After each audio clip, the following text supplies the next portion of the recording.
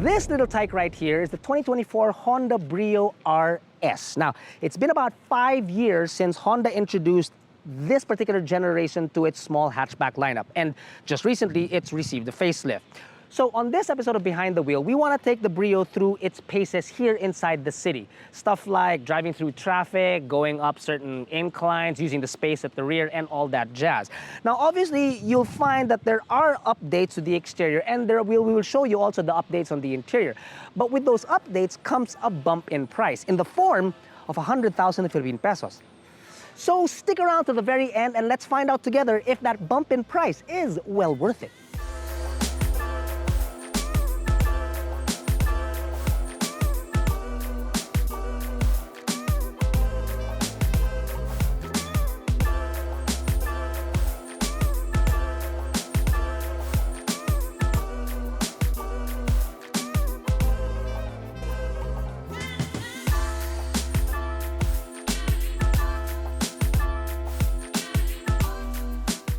Let's begin at the most glaring change, its price.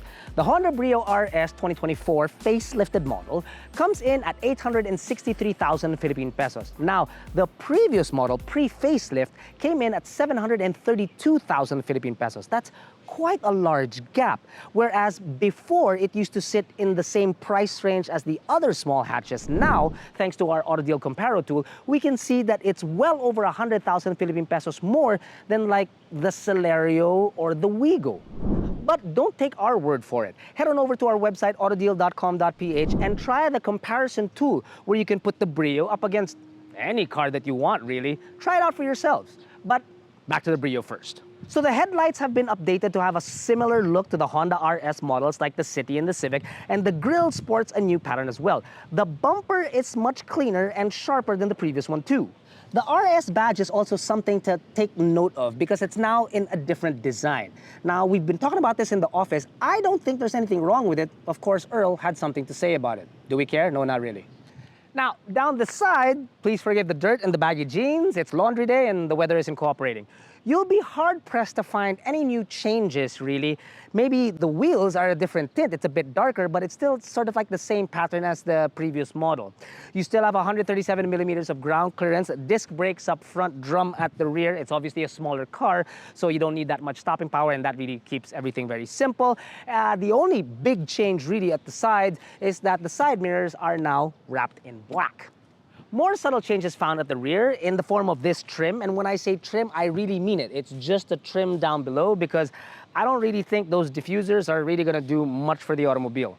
Like Max Verstappen having an extra pancake at breakfast, us thinking that that weight will slow him down.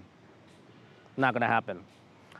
I don't hate Max, I'm just really a tifosi. And then there's the fact that the taillights look largely the same, except now with the updates, here on the side, you'll see that it is smoked. Now, while the overall changes to the look are quite subtle, I still think the Brio remains to be one of the better looking cars in this segment. But what do you think? Tell us in the comments below, would you? How does it look compared to, let's say, the new Wigo? Is this more handsome or is the Wigo something more up your alley? And if you haven't seen it yet, go check out our walk around of the Wigo. If you've seen our review of the previous model of the Brio RS, and if you look at the interior of this automobile, you'll note that it is absolutely quite similar. But as I mentioned, there are still some updates, changes to the automobile. One would be the fact that this trim right here, it's not much, but there's this trim right here, which is now black. It actually used to be red, the same color as you'll find here. The infotainment system is actually exactly the same, 7 inches. It hasn't gained in size at all. But the tech behind it has now been improved because it also has Apple CarPlay and Android Auto. However, that also has a bit of a downside with it because to connect to the Android and Apple capabilities of this car, which is now wireless, you need to plug in your cord. And unfortunately, the cord is something of well, it's just odd because it sticks out. And then there's no charging point, obviously, because there's only a 12-volt socket. So I kind of wish that they would have, over the years, made sure that this was incorporated somewhere or the other inside the dashboard itself. Everything else actually pretty much remains the same, from the steering wheel to the gauges to even the amount of speakers that you have inside this car. Bottle holders inside this automobile are still good in the sense that there's actually 4 up here for the driver and the passenger. They are not large enough to carry Jack's water bottle, although Jack's bottle might be the right idea nowadays because the traffic is ridiculous. So after you drink it, you can... The door cards are also pretty big that it can hold even Jack's latest edition of his Game Boy, which is very large. What is this? Nintendo Switch. Well, where the hell is the Switch? So again, not much physical changes, but there are updates within the car, which is always a good thing. It's a shame though that the colors on the air vents and around that surround it don't actually match the color on the outside of the automobile. Like if we got this in that lime green stabilo color that we did our walk around on, it would have been nice if the color of the around the air vents would have been the same also. If you're really particular about something like that, head on over and watch our video of the Volkswagen T-Cross, because that car is basically whatever color is that you have inside matches the outside. Sort of like the carpet matches the drapes.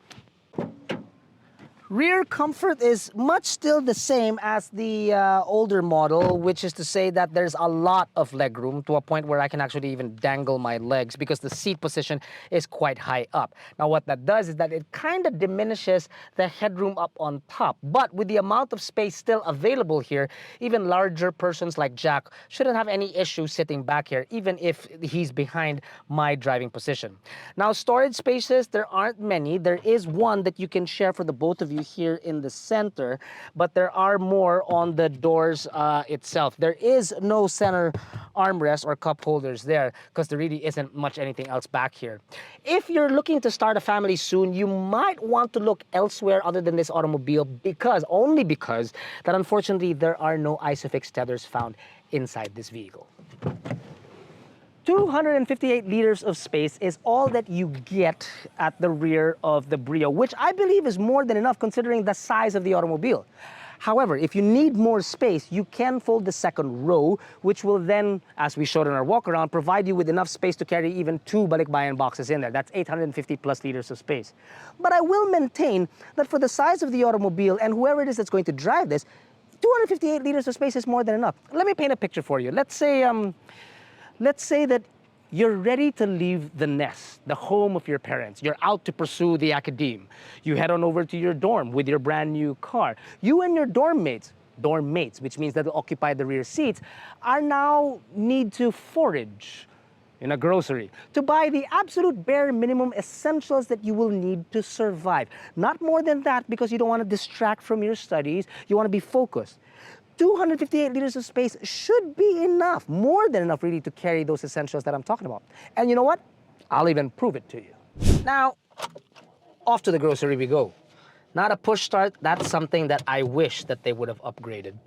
Anyway, up front, you will find a 1.2 liter 4-cylinder gasoline engine that produces 89 horses and 110 Newton meters of torque, mated to a CVT. Now, much like the other CVTs that you will find in Honda, it's actually very well executed, which we like. However, because this is a much smaller engine, I'm not going to say that there's no rubber band effect. Yes, there is still a rubber band effect in this particular model. But if you drive it economically, then you'll find that the rubber band effect is actually quite minimal. Fuel efficiency, I can tell you that on the highway, you can do 18 kilometers per liter. It's possible. That is, of course, if you don't drive like a hooligan economically. Inside the city, unfortunately, well, it's a bit of a mixed thing, really, because the traffic inside the NCR has been ridiculously bad the past few days because FIBA is in town, and FIBA and NCR, not a good mix. So with that kind of traffic, as we're experiencing right now, we're doing roughly about 8.5 kilometers per liter, which, to be honest with you, is not really bad. That's still pretty economical. We've just entered the grocery to get our essentials that I just mentioned, and more often than not, you will be faced with what we are about to go up right now is a parking ramp. To prove that this car with all its power is very capable because it's very light, I'm gonna go up the ramp, and here's what I'm gonna do. I'm gonna start at a standstill from the base of the ramp, go up, no issues. It's not as if the engine is spooling up. I'll even stop midway, release and accelerate. Yeah, I didn't even have to floor it at all. It just goes. So the power is definitely enough because the chassis and the entire car itself is not that heavy. Now that we are in a parking lot, we're obviously gonna leave the car. Some people might complain that there is no reverse camera inside the Brio. And I agree with you because at that price point, you deserve that piece of equipment.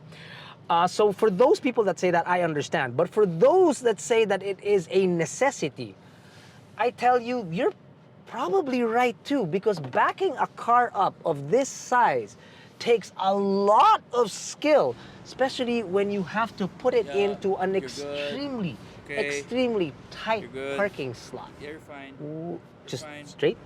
Yeah. Okay. Yeah. You sure? Straight. Okay. No. Okay. Okay, straight. Whoa. Just go. You're fine. Whoa. You're good. Come on. Hey!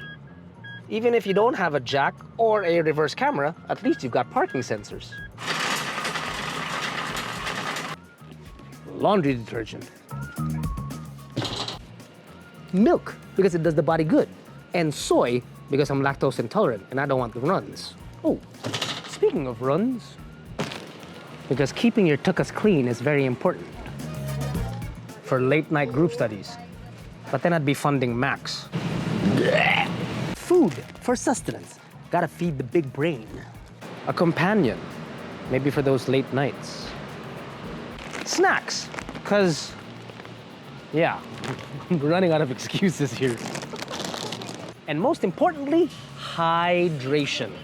Because the human body can survive 3 weeks without food, but only 3 days without water. This has water. What the hell did we buy?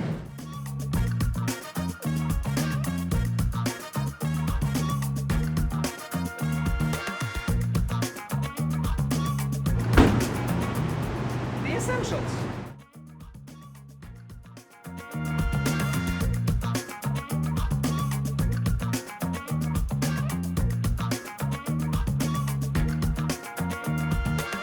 While the Brio is most definitely at home inside the city, it can make it out of the city, as we shown on our recent drive with just not the Brio, but also the Honda City.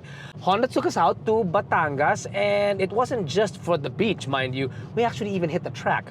The link is somewhere down below. It's quite entertaining. But back to the Brio. Inside the city, I can say that while you're going over very imperfect roads, as we are right now, there you go. Whether it be humps or, let's say, the occasional cobblestones or even the gravel parking, I gotta tell you that the NVH of this automobile in the city is actually quite good, which is a testament to Honda's build quality. There's no rattling, there's no shaking, there's no unnecessary noises, and of course, you will be able to hear the other automobiles on the road noises that you need to, but unwanted noises are kept at bay, really. But don't naman expect this to be an Accord. It's obviously nowhere near that price point, and you know that the NVH of that automobile is much more superior. That's not to say that it's not good in here. It is quite good. That also brings me to the point of how quiet it is up front in the engine compartment. See, with other automobiles of this size, and well, obviously not this price point anymore, but of this size, you're looking at most likely a 3-cylinder gasoline-powered engine. Now, while that's all well and good for fuel efficiency, unfortunately, the nature of that engine is that it will shake a little bit more. You can feel the engine while you're idling or at speed. Inside this automobile, since it's a 4-cylinder, much smoother. Oh, much smoother. If you're looking for a bit of an adrenaline rush, you're not exactly going to find it in this automobile because it's not, well, a Type R. But you still can have a little bit of fun inside this car when you put the accelerator to the metal. It does take some time, then the rubber band effect will come into play. But it is most definitely more fun to drive a slow car fast than a fast car slow. So you've got that going for you in here. And because the NVH is quite good inside this automobile and the build quality of Honda is very, very sturdy, when you do get racy inside this car, you don't feel like you're gonna die. All in all, it hasn't really changed mechanically, which is not necessarily a bad thing because it was a good car to begin with. And if it's not Baroque, then don't fix it. And they haven't. They've continued to put on their road an automobile that they know drives really, really well. Then it brings you back to the question of, is the 100 grand worth it? Because if you're basically getting the same thing, then why the price increase? But before we answer that question, I did want to try one last thing. I'm gonna do a 360-degree turn here inside this private road, and I'm not going to back up at all. And plus, I've added a little bit of stake to it by using Jack's thingy-majiggy as a marker. What thingamajiggy? Wait, where's my switch? Oh, switch, that's my what it's God! called. What the heck are you doing? If it's out there, it ain't happy, buddy. It's probably because it's under the sun. But don't worry, I won't hit it. God. Okay. Should we go faster? Can you please stop? Just one more. Please stop. One more, Oh just my one God. more, just one more, one more. Dude, seriously, You know what? Even I'm getting dizzy. stop. Put it in neutral. Stop. There's three of you. 863,000 Philippine pesos. It sounds like a lot because it is. It's a 100,000 peso difference from the previous model. And really, there aren't a lot of updates that you get inside the automobile. You get some, but really not a lot. And then if you were to compare that price with the other cars in that particular category, they're obviously much more affordable. Try our comparison tool and you'll see what it is exactly that I'm talking about. For myself though, if I were given the option with X amount of money, would I get the Honda Brio RS? Possibly. Now I say possibly because it has a few things that the competitors don't, which are still definitely much more affordable. Like the fact that you have a 4-cylinder engine, you've got the ride and build quality of a Honda, then there's the fact that it is one of the better, if not best looking small hatchbacks that we have in our country.